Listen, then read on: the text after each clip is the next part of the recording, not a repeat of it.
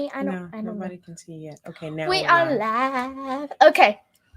Hi everyone and welcome to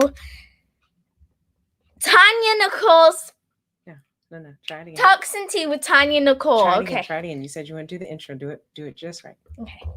Hello everybody and welcome to Talks and Tea with Tonya Nicole and her favorite daughter / youngest daughter, Miss Grace Elaine Fuel. This girl over here. Welcome everybody to Talks and Tea.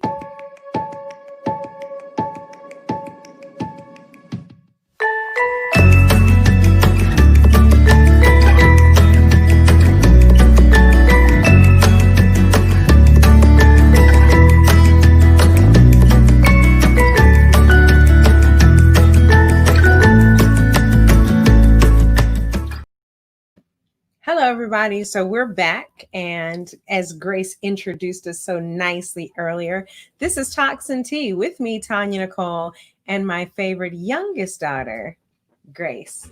Grace, what are you drinking tonight? Tonight I am drinking Love Spell. I have only tried it once and it is actually decent. And we really like Love Spell. Love Spell is, be careful. Love Spell is by More Fire Teas. And y'all should go check them out. They're really nice. They should. And it's made with organic strawberry black tea, honeysuckle, rose petals, rose hips, and honey basil. That sounds yummy. Yes, and it smells good. That's what I love. Oh my gosh, you can put perfume with this thing. That's what I say. Like put it in a spray bottle and just be like, shh. That would be cool. I wonder if we just added water and then. I was thinking if you put peppermint oil inside of a little container and be like, get away from me, and then just spray it at the person's eye. You know we love our essential oils. Yes, you gotta do what you gotta do. I'm always fixing your hair when we come on these things because it does its own thing. Okay, so tonight we are. Oh, and what does your mug say? It says, "You, my darling, matter." And so she let me. My mom picked it. Yes, she let me pick out her mug today. And mine says she believed she could, so she did. And if you didn't notice, which I don't think you did, but my mom's wall says she believed she could, so she did. That's right. And it's kind of the going mantra right now of just believing that you can and manifesting that inside of you. So if you're here and you're joining us tonight, say hello in the chat box or say hello in the comments and let us know what tea you're drinking tonight. And we're just going to share a conversation. Grace and I decided really just a few minutes ago. Yeah. I asked her if she wanted to join me tonight because there's a topic that I've been wanting to talk about with my little ones, my little big ones, but we just have never really come to the moment where we talk about it. So we're going to talk about it tonight. Yep. So today's topic, and if you're just coming in, we're just telling what teas we are and everything else. So put in the comments what tea you're drinking and what your mug says. You have to talk the same pitch the whole time so they can hear you. When you go quiet, then they can't. Okay, so what I said was if you just came in, we're pretty much saying what our teas are and what our mugs say. So put that in the comment. And and pretty much our topic today is what it's like to have Tourette Syndrome. So awesome. Me and my mom, it's like a genetic through our whole family. My uncle, my mom, my brother, not my sister, she's normal, and me have all Tourette syndrome. Okay, and so if you're out there and you don't really know what Tourette syndrome is, I'll break it down for you. A lot of people just associate, and this is not a medical discussion, so I'm not going to use medical language. Sorry, this is a plain conversation, and we're just talking about Sorry for all those doctors out there. Right, please excuse if I don't use the proper medical terminology. However, Tourette syndrome is a neurological, they call it disorder, but it's something in your brain that causes your body to make unintentional movements and unintentional sounds. And those are called tics. And so there are actually quite a few people that are famous people that are out there who have Tourette syndrome, and there's some other people, lots of people out there that have Tourette syndrome, but Tourette syndrome is different from tic disorder. For Tourette syndrome to manifest, it must be both movements and noises. However, Right here. yes, a lot of people mistake, um, or not even mistake, but a lot of people only associate Tourette syndrome with calling out, like just yelling out curse words or yelling out obscenities or just yelling out words. And yes, while that is a characteristic, it is not as common as many people think. It is just what most people think when they hear Tourette syndrome. And Tourette syndrome comes with anxiety, OCD, and ADHD. I was what's that word? Diagnosed with OCD and anxiety. And sometimes you don't get any of them. You just get Tourette syndrome or tics or even OCD. And yeah. That's good. That's good that you say that, because all of those they're in the same family. And so a lot of times, because typically it is seen as genetic, it's not always, but it is often seen as genetic. And usually it does not skip generations, but you may not see it where it is exactly Tourette syndrome, but it might be OCD. It might be ADHD or something along those lines. And so we thought we'd have a conversation about how Grace deals with it as a child with Tourette syndrome. I could talk about how I grew up with it and about how I deal with it as a parent. So if you have questions for us about that, put them in the chat room. Yes. Grace. You didn't tell us what your tea was. Oh, I didn't tell you what my tea was. So my tea today is, it is the last of my Skinny Fit teas. It's a detox tea, and I just like it. I like the taste of it. It's called Skinny Fit.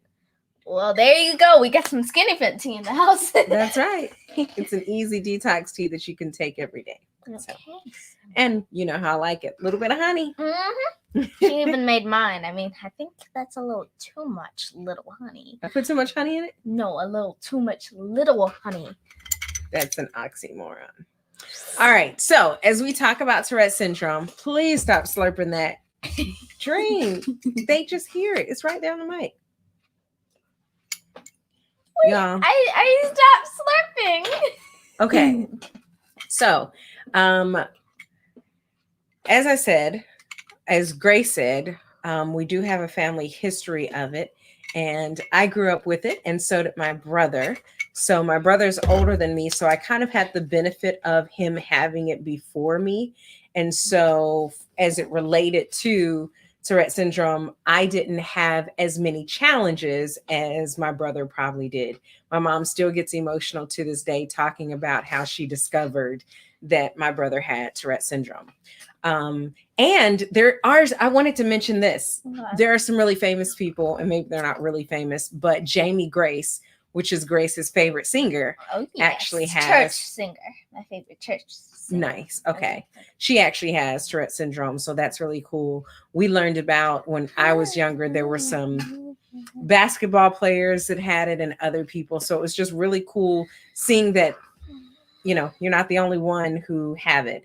And a lot of times, I will tell you, there are a lot of friends of mine that would never know, did never know until I actually told them after being friends for years and years, because sometimes you're able to cover or mask them where they're not as obvious or prevalent in as you're doing your tics.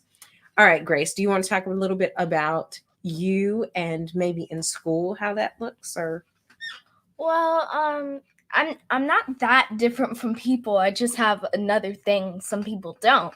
I mean, school's fine. I get a little more privileges because of Tourette syndrome and how I need to act. Like, I can't sit down most of the time. I have to stand up, move around, because it's kind of like ADHD, but I don't have ADHD. I just have to move. I can't stay still for a long period of time. That's one of them. Okay. And I hear oftentimes there have been different people in the past that are just like, oh, you're just making it up. No, it's a real thing. And it's your brain that causes you to do different things. Like Grace said, she has some OCD as well that's within it. And so that it's a lot to do with that repetitiveness and the common things. The difference oftentimes with Tourette syndrome and the tics that come from Tourette syndrome are they're the same movement, the same sound every single time. Katrina asks, does she have an IEP in school to support it? What's that? So that's an individual education plan. I think that's what it is. I know what it is, but I never know what the abbreviation. So I think it's an individual education plan. And as it relates to Grace specifically, as well as my son, they do not have an IEP. They actually have a 504. And so the difference. Y'all are saying these codes, and I am very confused. Okay, I'll explain it. I'll explain it. Okay, so the IEP is really to set forth a change of how instruction is delivered. It alternates some of the things as it relates to what you're getting in your lessons. A 504 more so looks at accommodating what you have in order to stop. Stay still. A 504 more so looks at accommodating to provide support so that you can have equal access amongst with the same curriculum, so it doesn't alter the instruction. As it relates to Tourette syndrome, it just really varies depending on your child or the person and what they need. But for both my middle son and my youngest daughter, they don't need an educational or curriculum change or modification. They simply needed accommodations. And some of those accommodations can look like extra time on test, because if you're doing tick movement, sometimes that can take more time.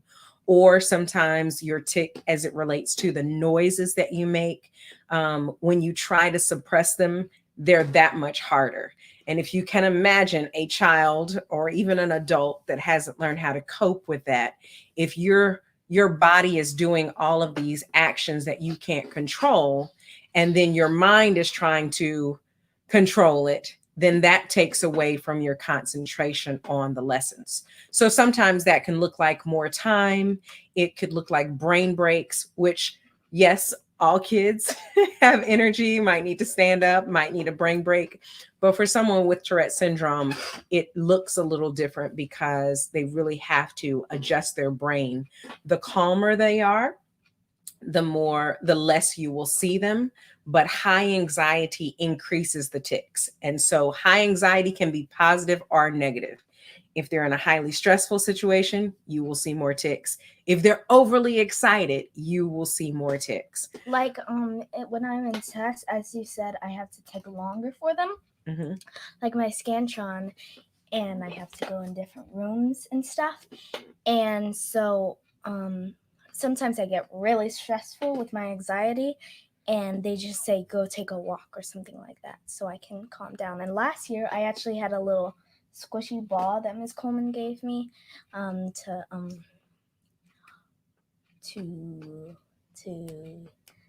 calm me down. Okay. And I mean, even for me, this is something that most people don't know, but for taking the bar exam, when I actually did apply for accommodations to take the bar exam, I actually passed. And so it was different for me because I had not utilized accommodations in school.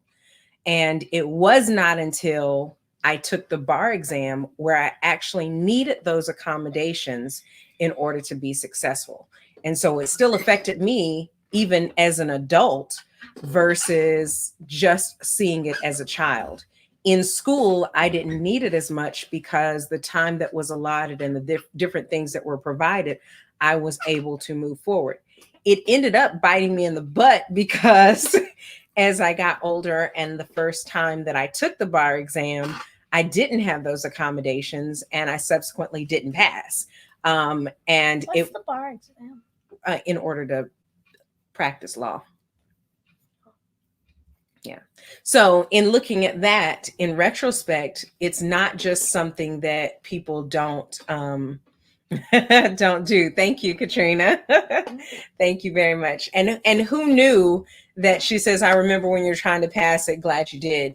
And I mean, who knew that it would take getting accommodations um, at that age in order to be successful on the test?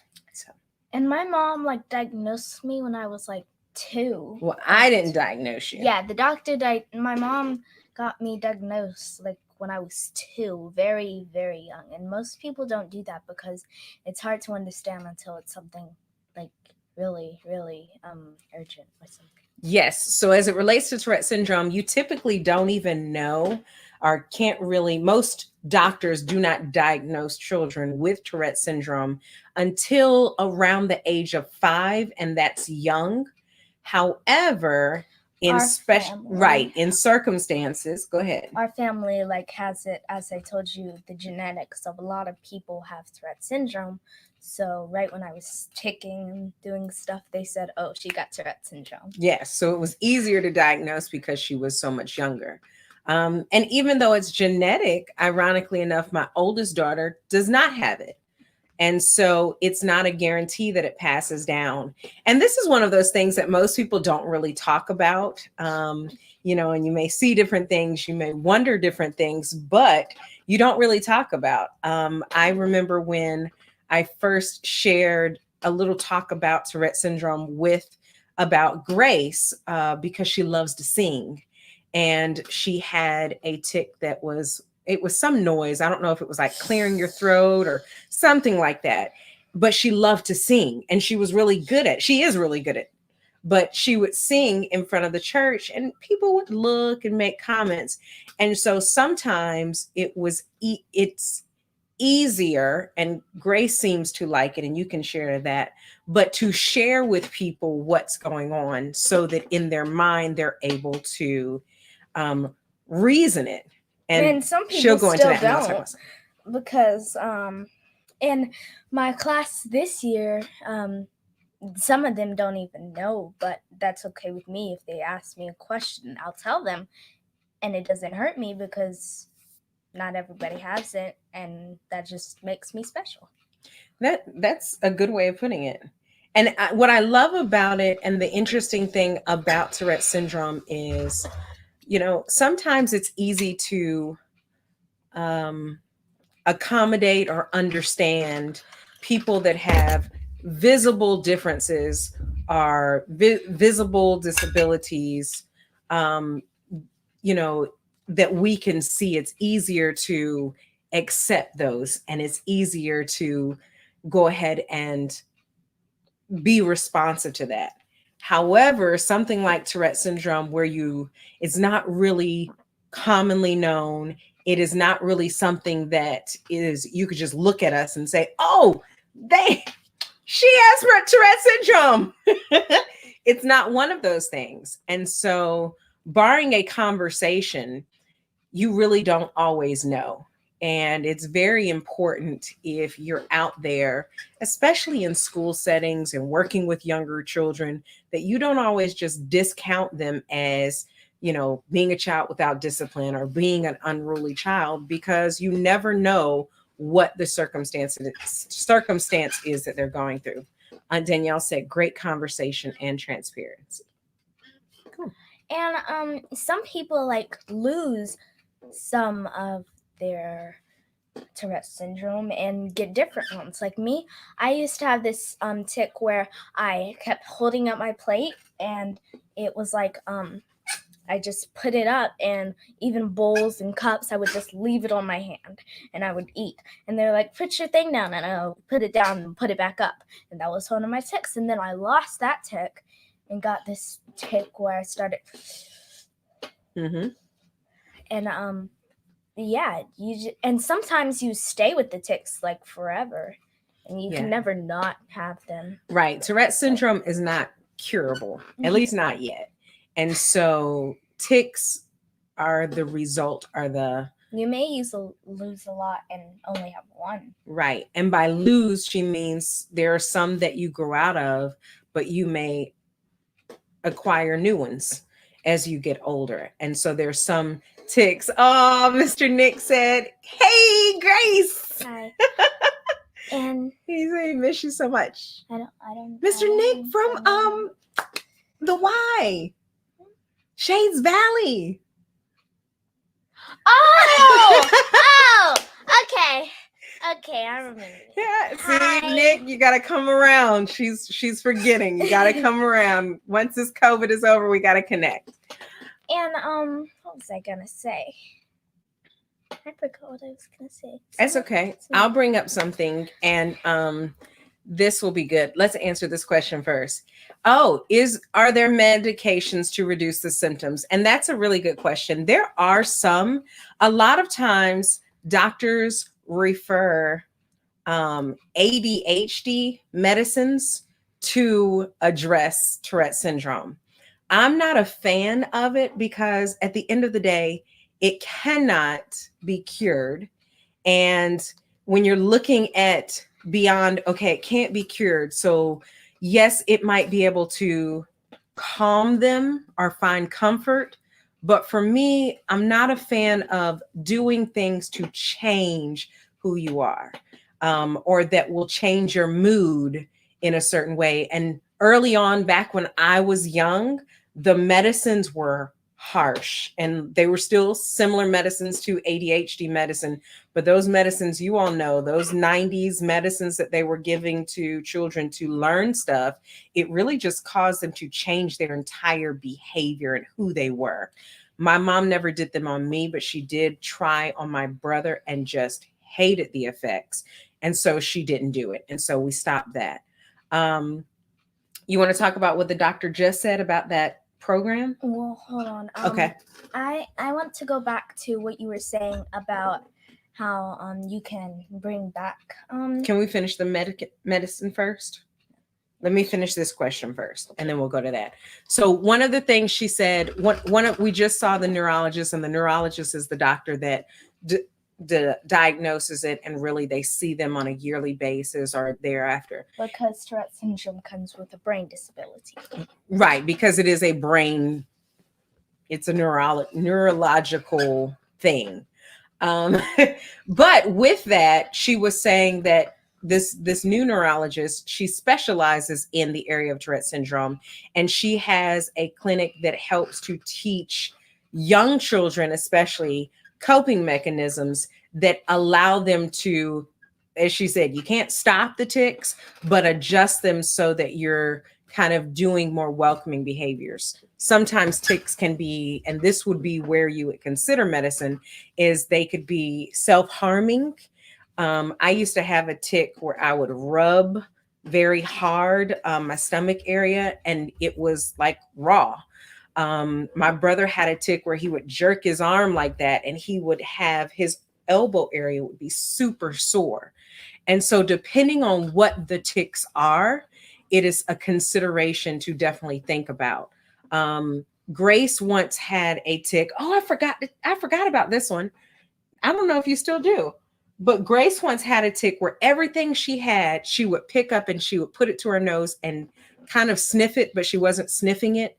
But just about everything. I can still do that. Like, I still do it, but it's not as much. Yeah.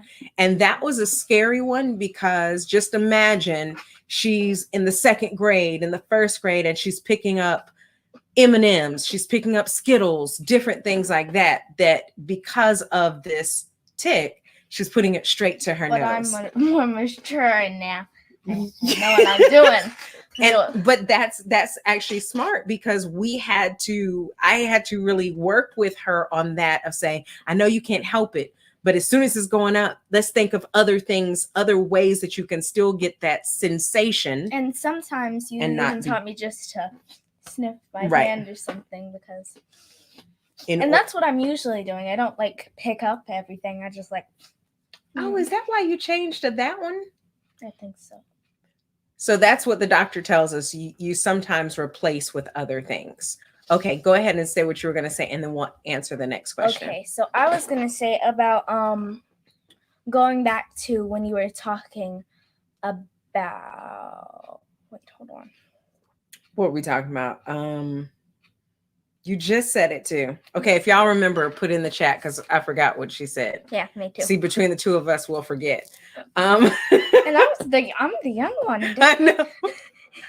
I said it too. But we are very open in talking about it. And Grace has the benefit of being the youngest child of 3 and having a parent as well as an uncle who has gone through it. And so we have learned some lessons along the way. And one of the things that I really have. Oh, I remembered it. Okay, go ahead. Okay, so you were talking about how people can bring in Tourette syndrome. That also happens when like you do it repetitively and you just keep doing it over and over again. Like if you kept saying or and if you kept doing that, you would start having it to be a tick because you keep doing it over and over that it just becomes normal. Well, because there's really no discovery as to what starts a tick and where they come from. Sometimes people that use curse words, they feel horrible because it's not the language that they would use. So there's really no definitive that I know of a definitive explanation as to how they come about. And so I often warn my kids, I'm like, be careful. You might not want to do that too much. Don't turn that into a tick. And you can't turn something into a tick, but you don't know how they come up and how they come about. And so, if my son, Evan, one day was going around saying, burr, burr, I said, all fun and games until you can't help it. And then you're in class and that's your tick. Yeah. I don't know how they start, but I don't play when it comes to. And remember that Instagram, I was like, yeah. And then Brianna was like, that's going to become a tick. And I was like, yeah, because we don't know how they come about. Nobody does, not even scientists. Well, they might. I don't do that much research on it. When you live with it, you kind of get a pass from having to do so much research on it. I mean, it's kind of like a normal thing in life. You just have the tick and then go on driving. My mom did a lot of research on it when she was younger, and she did a lot of studies and all of that stuff. But for us, it's been our life. And so it's been easier to parent. And what I was saying earlier is for Grace, it's been something that I have been able to teach her to advocate for herself. And so she is very good about yawning in the middle of toxin tea. No, she is very good about advocating for herself when it comes to things that she knows are a result of her tics. And me, Nana always says that her mom said that sticks and stones may break your bones, but words will never hurt you. Words hurt. What you talking about? But as it relates to, doing that, it is something that you want to be able to teach your child how to advocate for yourself. So whether your child has Tourette syndrome, or even if they have another disorder, disability, or something that causes them to have differences from the general idea of kids and of people, you really want to teach them how to advocate for themselves and their needs. Grace is a great indicator of very effectively advocating for herself. I cannot help this. You're not going to talk about me because I know who I am. You're just jealous that you don't have it. They're jealous they don't have Tourette syndrome because you're special. I love it. Yeah, I'm special. What did you tell? This is one way that she advocated for herself. Tell about the story in the school where you had to reach out to Miss Coleman with the substitute. Yes. So Miss Coleman had this new thing where that's her counselor, her school counselor. Yes, Miss Coleman had this new thing where if you were mad, sad, or anything, put it on the Chromebook of her website, and she would get you straight to our office to talk about it. So I was feeling kind of mad because my substitute was saying sit down and stuff, and she didn't know what my Tourette syndrome is. And all my teachers know, but Miss Sparks didn't tell, I guess. And so I went on my Chromebook and I said, I said angry. And I might have not been angry. I just put something down and she called me. And so I went in there and I told her everything that happened, and she went to the sub and told her. And another thing that happened was that my drama teacher, he didn't know what happened. Me, Julia, and Hyatt were talking all to him about how I can't really sit crisscross applesauce because one of my tics is opening my legs and keeping them out. So when I crisscross applesauce, it's hard to get back out. And one of his rules is sit crisscross applesauce, and he never really makes me do it anymore since I have Tourette syndrome, and I corrected him with that. So and that's very important. And there's a fine line. There's a fine line between taking advantage of the situation. There's a fine line between being respectful and teaching the kids respect and disrespect and what you should work to do and things that you really have to advocate for yourself. But we have to do that. And I still have a lot of questions because I'm still confused what it is, because I don't like taking advantage of something that shouldn't be taken advantage about. I didn't even know I had anxiety, so I didn't take advantage of that, but I'll take advantage of what I really need. And that's the perfect thing to say, that you take advantage of what you need. Like, taking advantage doesn't have to be abuse, but a lot of times we teach our kids not to even accept the things that they're entitled to, that they have a legal right to, that will help them perform at their best and their highest. And that was the conversation I had with her. With my 15-year-old, he's struggling right now as a sophomore in high school because I did not teach him to advocate for himself. I actually didn't even tell him that he had Tourette syndrome until he was I probably knew when I was like 4. Yes, you knew young, but for him, he was maybe late middle school, maybe even older. And I thought I was helping him because I thought, don't use anything as a crutch. But later, I realized when he was in middle school, I realized, no, I'm not helping him. I'm putting him at a disadvantage because he didn't know how to advocate for himself. He didn't know what his rights were. And so while his grades were suffering because he may have needed more time on something as a result of his Tourette syndrome, he wasn't taking advantage of it because he did not know. And then when he finally found out and he knew, he still wasn't taking advantage of it because he hadn't learned that skill to advocate for himself and to understand his rights. So if you're out there and you're a parent and you are working to just kind of navigate, if you're a parent, if you're a grandparent, if you work with children, if you work with foster children, if you're adopting a children, any of those things, just tell them how to make sure to look up from themselves and say, nothing's wrong with you. You got some things nobody has, and you're special for yourself.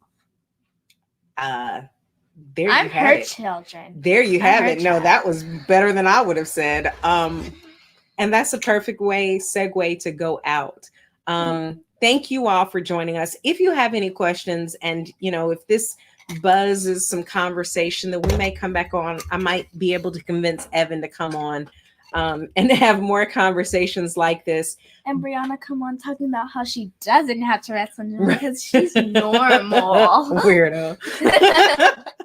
No, talking about us being weirdo. You're the normal one. No offense, Antonio. And so these are just terms of, we have our own family banter in between this, but we have these conversations with.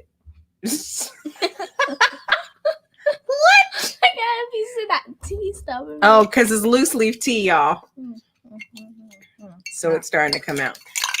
Oops. But these are conversations. If you are wanting to know more, not just about Tourette syndrome, but how to teach your child to advocate for themselves. Come on every week. Yeah, come on every week. But ask us questions. Watch it on replay. Put your questions in the chat.